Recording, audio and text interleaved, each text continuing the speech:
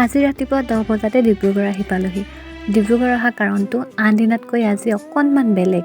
ডিব্ৰুগড় থানা চাৰিআলিত নতুনকৈ গান্ধীজী মূৰ্তিভাগ প্ৰতিষ্ঠা কৰিছে। ঠাইডোখৰ আগতকৈ এতিয়াহে শুৱনি হৈ পৰিছে। চৌকিডিঙতো আই লাভ ডিব্ৰুগড় লিখি দিলে। ভাল লাগে ন এনেকৈ দেখিলে।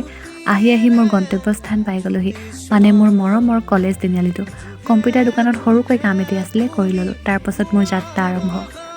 5টা বছৰ একাগ্ৰতাৰে অধ্যয়ন কৰি অহা মৰমৰ মহাবিদ্যালয়খনত মৰম, আৱেগ, অনুভূতি আৰু কত যে স্মৃতি জড়িত হৈ আছে। মহাবিদ্যালয়খনৰ সন্মুখভাগ দেখা পায়ে কত যে পুৰণি স্মৃতিয়ে মোক আমনি কৰিছে, সেয়া কেৱল মনৰ স্মৃতিৰ একোণত পাহি মেলিব ধৰিছে। মনতে সকলোবোৰ স্মৃতি ৰোমন্থন কৰি মহাবিদ্যালয়ৰ অফিচ ৰুমৰ ছাৰ বাইদেউ কাষ পালোগৈ। মোক দেখি ছাৰহঁতে মোৰ প্ৰতিটো ভিডিঅ'ৱে চাওঁ বুলি ক'লে।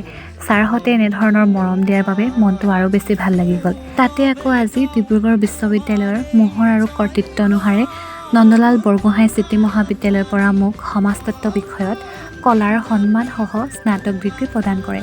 শেষত নন্দলাল বৰগোহাঁই চিটি মহাবিদ্যালয়খনি পৰিচয় ক্ষেত্ৰত বহল, কাৰ্যক্ষেত্ৰত দীঘল আৰু দেখাত সুন্দৰ হওক। আমাৰ সকলোৰে মৰমৰ মহাবিদ্যালয়খন আৰু এখোজ জ্ঞানৰ ক্ষেত্ৰত আগবাঢ়ি যাওক। মহাবিদ্যালয়খনৰ জয়যাত্ৰা অব্যাহত থাকক, তাকে কামনা কৰিলোঁ।